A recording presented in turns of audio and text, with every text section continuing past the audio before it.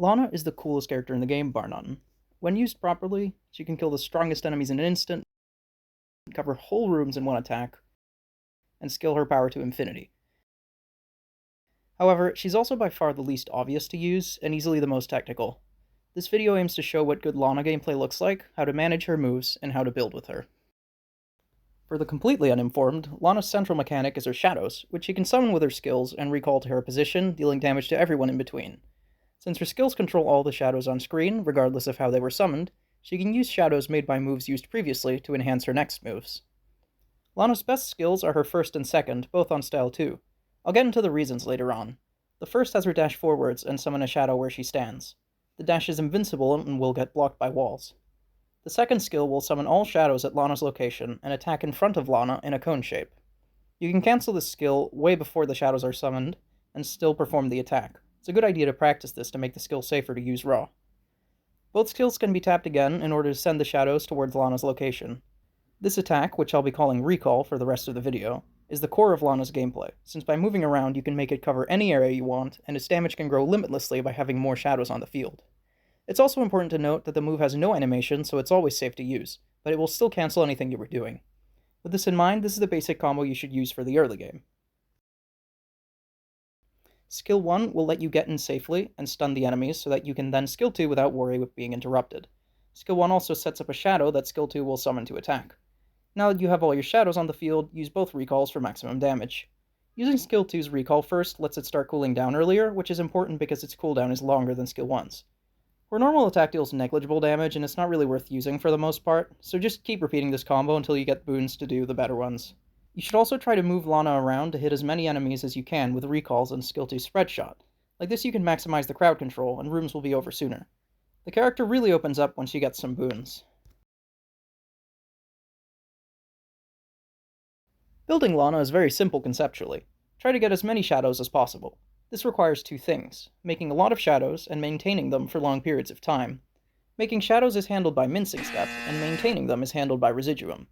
Residuum makes it so that shadows' durations are restored by 1 second every time they attack, so in order to keep them forever, you need to be using skills often, and this means you need Crescent Moon to get rid of Lana's cooldowns. This is the main reason for including Skill 1 Style 2. Its quintupled hit count means 5 times the Crescent Moon value, and can make it pretty easy to restore its whole cooldown in one go if you know what you're doing. Skill 2 is also nice because it's the only skill that summons all shadows twice, meaning you get twice the Residuum value. Having these three is the top priority of every run, Crescent Moon generally being the most important, then Mincing Step. Without high amounts of shadows, Crescent Moon resets won't be reliable, and finally Residuum. Once those are settled, you can focus on damage boons, with the most important being Apsara. This boon makes shadows deal more damage the more distance they traveled before hitting an enemy, which has no cap, but diminishing returns. This boon requires changing your strategy slightly, but optimizing it properly leads to some spectacular damage. Being unable to abuse this boon properly is the main reason Skill 3 isn't used. After that, Movement Distance has a very obvious synergy with Apsara, as well as increasing the amount of area Skill 2 can cover with its second style, and Delirium is there as a nice flat damage increase. Never pick the damage boon, since Delirium is literally always stronger. All in all, a full Lana setup looks like this. Mincing Step and Apsara are the key points of difficulty in the character, so I'll talk about these two in more detail. Mincing Step gives you a charge of a special normal attack, a Shadow Slash, whenever a shadow hits someone. Shadow Slashes have a lot of perks, notably having really high stun for safely using Skill 2 in enemies' faces, moving Lana forwards, which can improve her speed, removing her normal attack tracking, trust me, she doesn't really need it, and most importantly, summoning an extra shadow.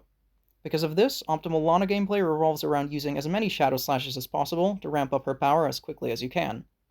The simple approach would be to use one Shadow Slash after the use of Skill 2 and all recalls, but what if I told you there's a way to get 2 Shadow Slashes on each? The key idea here is that the Mincing Step status goes away the moment a Shadow Slash is used, so if you can hit an enemy with a shadow, use a Shadow Slash, then get another shadow hit, you will then have the status active again and can use a second Shadow Slash.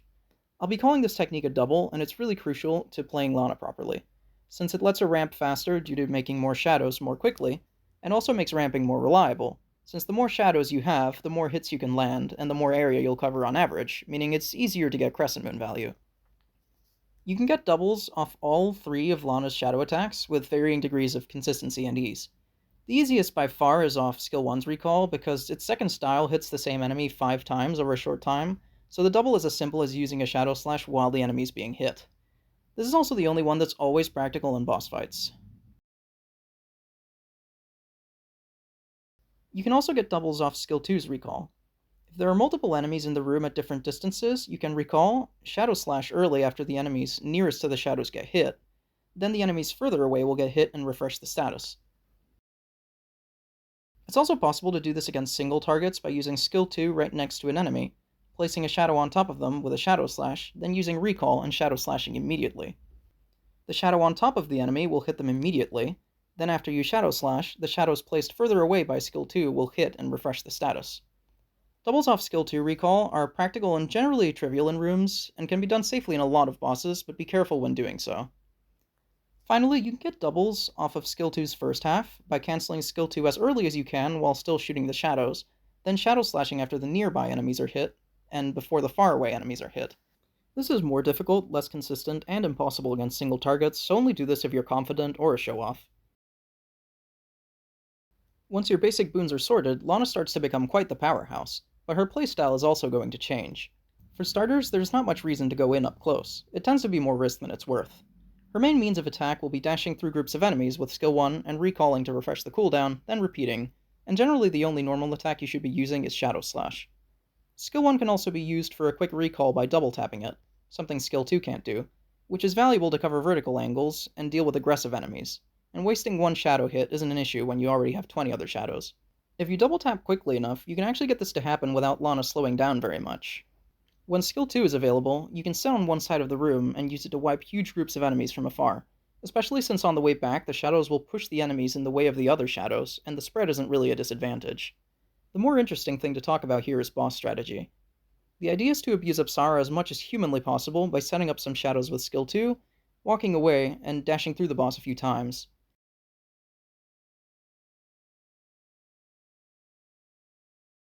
As for item builds, pretty much any multi-hit stuff is a good idea, since her hit count is insanely high. Sniper Scope can work, but it can be a bit difficult to keep the enemies far away from yourself and the shadows all at once. I don't particularly recommend low health items, because Lana is liable to weird mistakes, like getting caught out of her bad dodge, or shadows knocking melee enemies into her face, and room for error is valuable. Her raw damage should be high enough that you can pass on that Berserker totem. It's probably still worth picking Cat Claws because, well, it's Cat Claws, but some care is required. Also, because Lana needs to stun her enemies to safely combo them, avoid using special attack items that stun enemies, since that'll put them into stun protection and make them harder to predict. This character's already fairly volatile, and the last thing you need is more things that can go wrong. All in all, that should be all you need to know in order to play Lana. This is really the only character in Otherworld Legends with much of a skill floor, but to compensate, the skill ceiling is high. Now, a slight disclaimer, Lana isn't exactly a meta character. If you're looking for your next Vesper or Ruthven, she's not it. Her early game is on the weaker side of things, she needs some boons before she starts doing anything super remarkable, and her bad dodge and relative lack of invincibility combined with low health totals makes it easy to make a mistake that will cost you. However, the complexity her gameplay can offer is really quite special for this game, especially when you're aware of the right tech. So go play this character, she's fun. Oh, and the premium skin is a meme made for BFM, don't use that shit.